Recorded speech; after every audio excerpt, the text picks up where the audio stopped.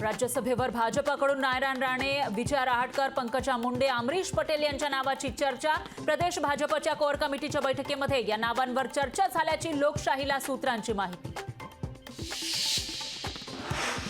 पंकजा मुंडेंसोबत राज्यसभेच्या उमेदवारीवर चर्चा झाली नाही। राज्यसभेवर कोणाला पाठवायचं याचा निर्णय केंद्रीय पार्लमेंटरी बोर्ड घेईल। राज्यसभेच्या उमेदवारीवर फडणवीसांची प्रतिक्रिया।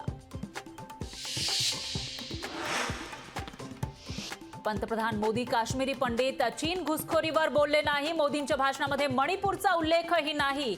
मोदींच्या भाषणावरून संजय राऊतांची टीका। 400 जागा जिंकण्याची खात्री, मग वारंवार काँग्रेसवर टीका का? राऊतांचा सवाल। तर भाजपला आजही काँग्रेसची भीती, राऊतांची भाजपवर घणाघाती टीका। निवडणूक आयोगाच्या निकालामागची अदृश्य शक्ती नाही, तर महाराष्ट्राच्या स्वाभिमानी मानेवर बसलेली भूताटकी। आयोगाच्या झुंडशाहीचा महाराष्ट्राची जनता पराभव करणार। सामनातून निवडणूक आयोगावर टीका। निवडणूक आयोगाकडून शरद पवार गटाला नवं नाव। राष्ट्रवादी काँग्रेस पक्ष शरदचंद्र पवार। राज्यसभा निवडणुकीसाठी नवं नाव मिळालं।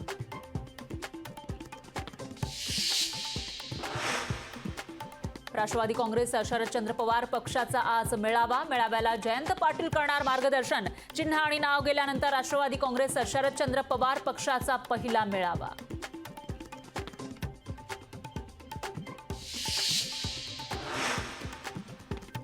मंत्रालय परिसरात रील शूट करण्यावर बंदी। कुख्यात गुंडाच्या व्हायरल रील नंतर आणली बंदी। तर विजय वडेट्टीवार यांनी गुंडाचा व्हिडिओ केला होता ट्विट। शिंदे गटाकडून विधानसभा अध्यक्षांविरोधात दाखल केलेल्या याचिकेवर आज हायकोर्टात सुनावणी। ठाकरे गटातील आमदार अपात्र करण्याची शिंदे गटाची याचिकेतून मागणी।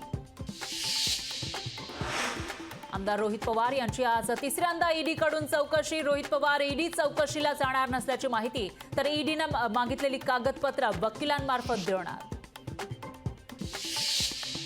राजन साळवींच्या पत्नी आणि मुलाच्या अटकपूर्व जामीन अर्जावर आज हायकोर्टात सुनावणी। पत्नी आणि मुलाचा जामीन अर्ज सत्र न्यायालयानं फेटाळला होता। लोकशाही मराठी ऐका, पहा, जागरूक रहा।